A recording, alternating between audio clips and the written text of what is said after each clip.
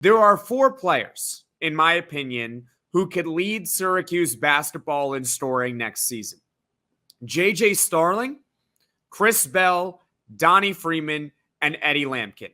Those are the 4 most likely candidates, in my opinion. And drop a comment below who you think is going to lead Syracuse basketball in scoring next season. I don't think there is a Judah Mintz caliber favorite. I believe last season, most people predicted that Judah Mintz would lead the team in scoring, and he did by about 5 points per game. He averaged about 18, 19 last year.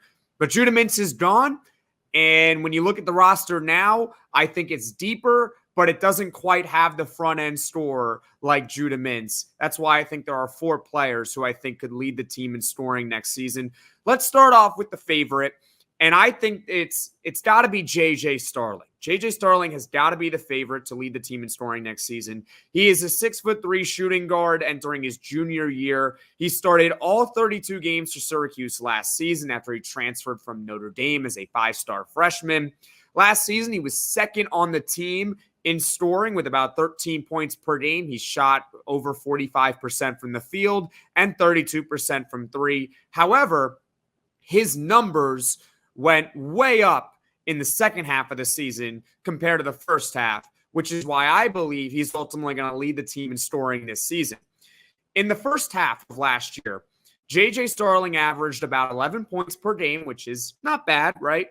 4 rebounds, 2 assists, 43% from the field, but only 24% from three-point range, which is not good. That was the first half of JJ Starling's season, okay? He struggled. In the second half, that's when he really turned it on. He averaged 16 points per game. He was 48% from the field overall and 36% from deep. So his three-point percentage went up 12 points in the second half of the season. And there were reasons why I believe he struggled in the first half. For starters, he was coming off an injury. He had shoulder surgery. That's obviously going to impact your jump shot, and it takes a while to be able to recover, especially from a shoulder injury. So that might be the explanation as to why he struggled so much from three-point range in the first half of last season. But then obviously he turned it on because he started recovering from that injury. The second possible explanation for it, and why I think it really ultimately is a combination between the two, is the fact that he's adjusting to a new environment. Some players, they can fit in seamlessly right away. A guy like Dalton Connect for Tennessee last year, it was his first year with Tennessee, and he just went off, right? Sometimes it's perfect situation, the right time, and the player steps in immediately and even gets better. With JJ Starling, it took a little bit of time. It's an adjustment to a new system. He was playing with a very ball-dominant point guard in Judah Mintz. It's not a shade on Judah Mintz, but that's just the type of player he is. So it was an adjustment that JJ Starling had to make, and he got better as the season went on. I think he's going to continue that.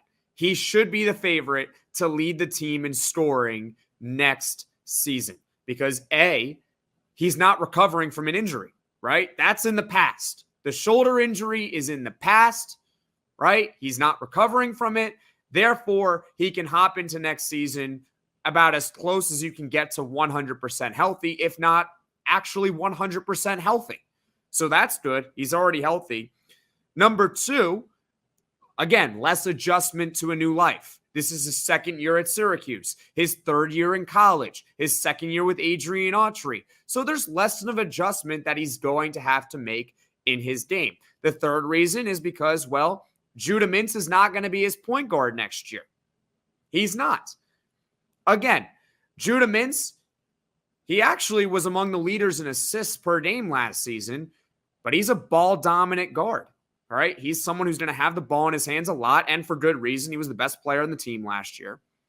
But JJ Starling's point guard next year, if it's not himself, in which case he's probably not going to lead the team in scoring if he's the starting point guard.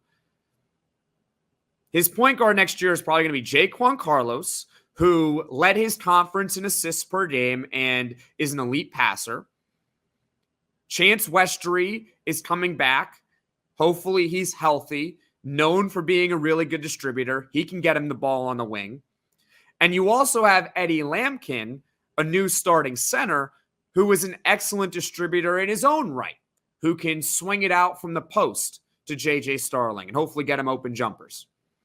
So overall, I think JJ Starling should be the favorite to lead the team in scoring next season. And I think he ultimately will cash that in and lead Syracuse in scoring next year. Last year, he averaged 13 points per game. I would say his numbers are going to tick more towards what he did in the second half of last season. So I think it's fair to assume that JJ Starling next year will average 15 points per game, maybe on the lower end, 18 points per game, possibly on the higher end. I do think he has that type of upside, especially because if he keeps up those percentages from last year in the second half, 48% from the field, 36% from three-point land, he could hit 18 points per game. So if you're looking at the range between 15 and 18 points a game, I think he is going to lead the team in scoring next season.